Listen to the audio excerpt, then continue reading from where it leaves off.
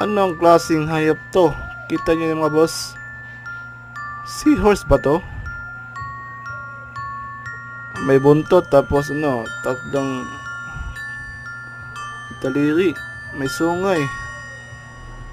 Anong klaseng isda to? Ito pa. Kita niyo yan? Laki ng mata. Tapos may bibig pa.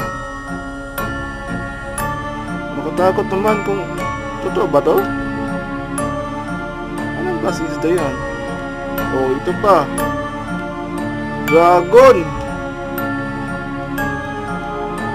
Dragon pero parang ano sawa. Pero sa palagay ko dragon to eh. Ito, tsura niya dragon. Totoo eh.